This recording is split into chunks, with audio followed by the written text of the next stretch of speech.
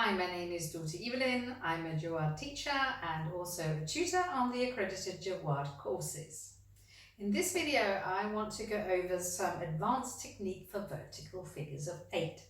So basically, technique, drills, and some inspiration on how to take your vertical 8s to the next level.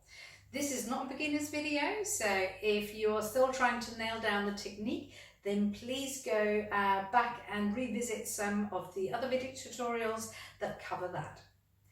So your vertical figures of 8s are the ones that go up and into your body here. I'm sure you're familiar with those, and they can also go the other way. It's a reverse vertical figure of 8 in JWAAD speak. And there's many different ways that you can approach these and execute these. So what I like to do is kind of condition my obliques very much, or using my glutes if I choose to kind of power these. But I have different options depending on what muscle groups I use to power the move. So today I want to focus very much on the obliques and on the core. So this is an exercise to strengthen all of that, as well as your thighs, your quads. The best way to approach this is either to have a chair if you want to hold on to something, because you are going to be on one leg. And if you don't have a chair, you can steady yourself onto the wall, okay? And I would also say only approach this and do this exercise if you haven't got any injuries that you know might affect this, and that includes any lower back injuries or knee injuries that you might be recovering from. So we're going to find our basic dance posture with our ankles, our knees and hip bones beautifully lined up underneath one another. And then we're going to engage our pelvic floor and our core. We're going to lift up, be nice and tall because we're dancers, and keep this engagement.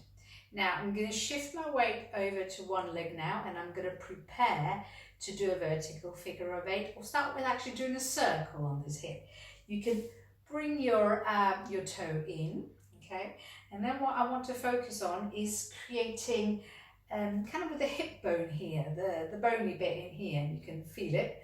I want to imagine that I'm creating a circle. Now for this circle to actually happen, I need my standing leg's knee to be a bit relaxed. It needs to have a bit of give in it.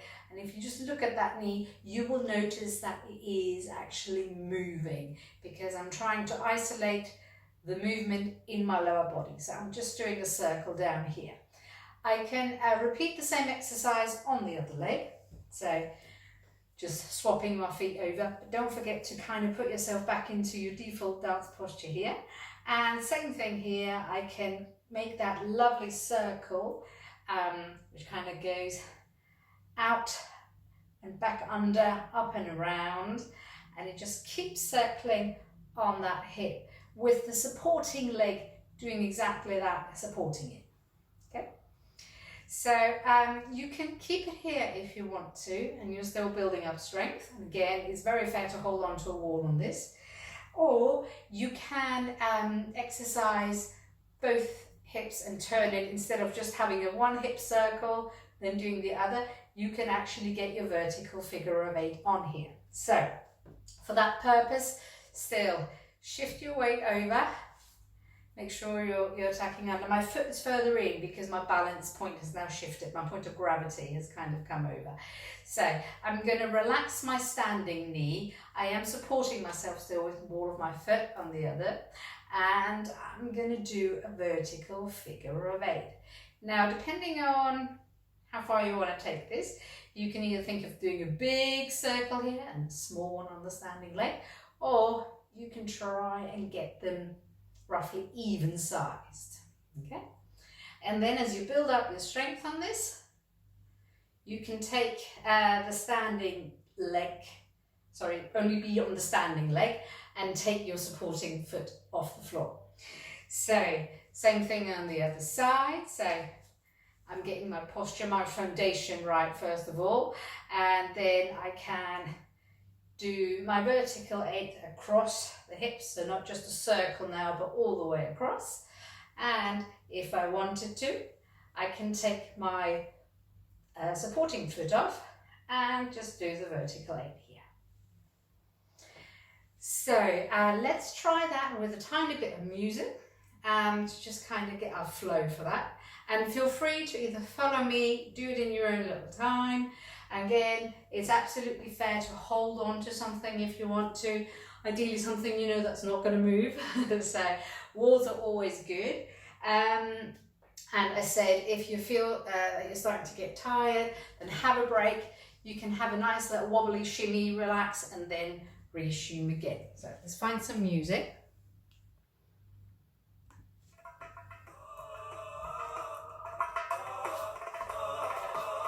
And gonna get my posture started first of all. So even though I'm actually altering my posture, I'm always starting out here, and I'm going to shift my weight over, and I'm going to start by just doing circles, and top half is obviously just nice and relaxed.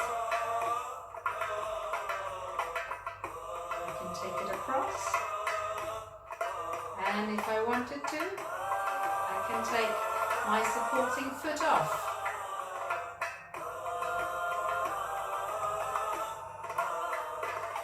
The smaller, the less given the knee, so the easier. I'm going to swap over, and again, I'm going to start off here.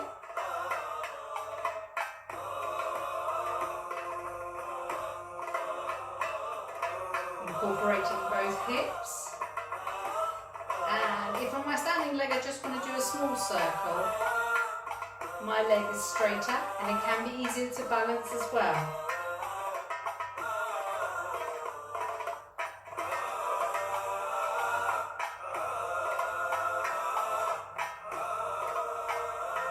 And have a little bit of a shimmy and a nice little wobble. Okay, and again.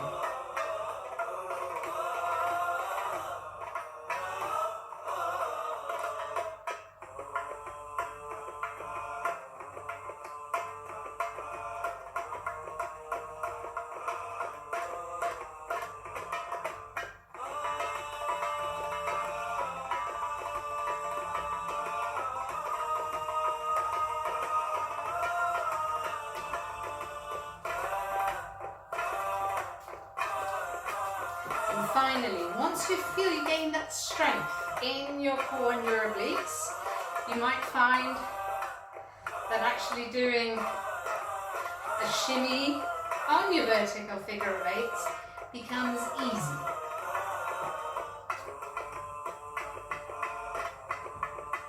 Back to the drill.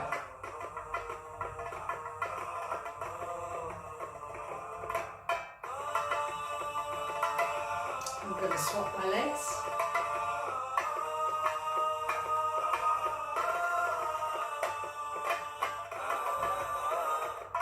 Are you still breathing? Got to mention that breathing is very important. Have a little bit of a break. Okay.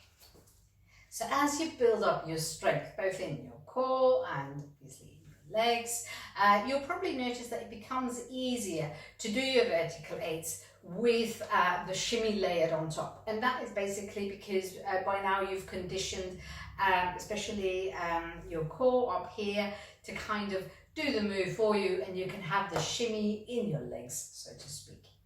So I hope that that little drill has given you some inspiration to how you can further develop your vertical figures of 8. And as always, do keep in mind there's nothing that says that you have to do it with one leg off the floor. It is just challenging yourself as you develop both your strength and your coordination, your balance, everything that goes with it, so that you can keep aiming to develop it even further and become even stronger. So happy practicing and happy dancing.